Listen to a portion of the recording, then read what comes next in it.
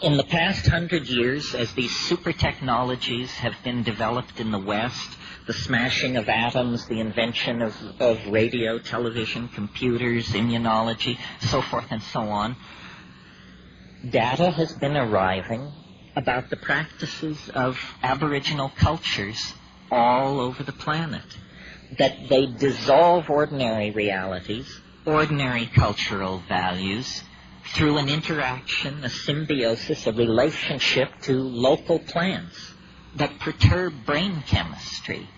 And in this domain of perturbed brain chemistry, the cultural operating system is wiped clean. And something older, even for these people, something older, more vitalistic, more in touch with the animal soul, replaces it, replaces the cultural operating system, something not determined by history and geography, but something writ in the language of the flesh itself. This is who you are. This is true nakedness. You are not naked when you take off your clothes. You still wear your religious assumptions, your prejudices, your fears, your illusions, your delusions. When you shed the cultural operating system, then essentially you stand naked before the inspection of your own psyche. Desmond Morris called it the naked ape. And it's from that position, a position outside the cultural operating system, that we can begin to ask real questions about what does it mean to be human, what kind of circumstance are we caught in, and what kind of structures, if any, can we put in place to assuage the pain and accentuate the glory and the wonder that lurks waiting for us in this very narrow slice of time between the birth canal and the yawning grave. In other words, we have to return to first premises. So I've been thinking about this a lot, and at first it seemed to me only a metaphor, this phrase, culture is your operating system.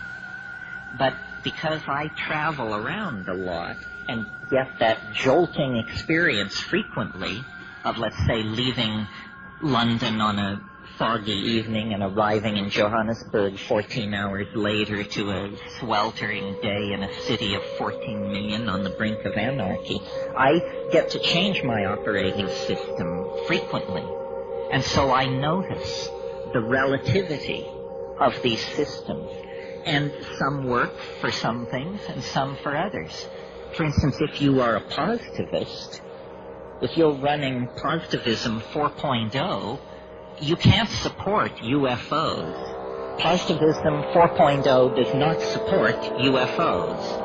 If, on the other hand, you're running your Rancha book 5.1 as your operating system, UFOs and a number of other things can get in through the door. That is what we would technically say is a more tolerant operating system, or its plug-in support special effects denied the positivist.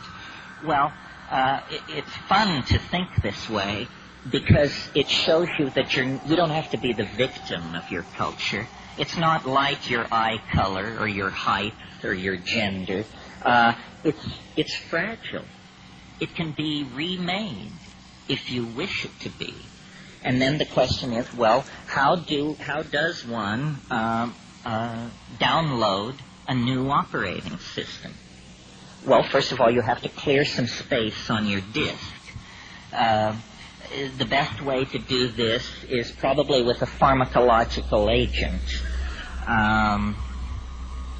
You think of some while I have a drink of water.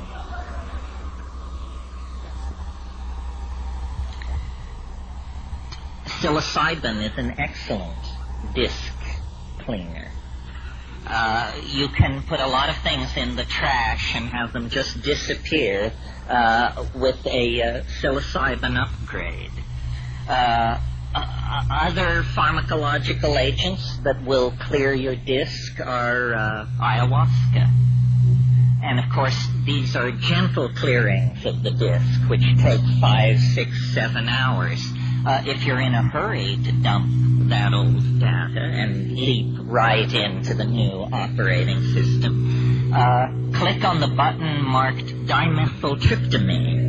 A compressed disk erasure will immediately be downloaded, unstuffed, bin-hexed, implemented, installed, run, and you will find yourself with an entirely different head. Now, shamans have always known, though they may not have used the kind of language I'm using here, shamans have always known this trick. What trick? It has two facets. First of all, that culture is an operating system. That's all it is. And that the operating system can be wiped out and replaced by something else. So, in essentially, what's going on among shamans and those who resort to them for curing and counseling and so forth is somebody's running a slightly more advanced operating system than the customer. The shaman is in possession of certain facts about plants, about animals, about healing, about human psychology, about the local geography, about mojo of many different sorts that the client is not aware of. The client is running culture light.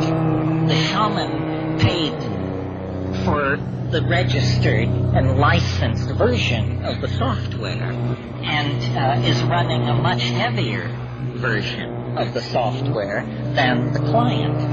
I think we should all aspire to make this upgrade. It's very important that you have all the bells and whistles on your operating system. Otherwise, somebody is going to be able to get a leg up on you. Well, what's wrong with the operating system that we have? Consumer capitalism 5.0 or whatever it is. Well, it's dumb. It's retro. It's very non-competitive. It's messy. It wastes the environment. It wastes human resources. It's inefficient. It runs on stereotypes. It runs on a low sampling rate, which is what creates stereotypes. Low sample rates make everybody appear alike, when in fact the glory is in everyone's differences. And the current operating system is flawed.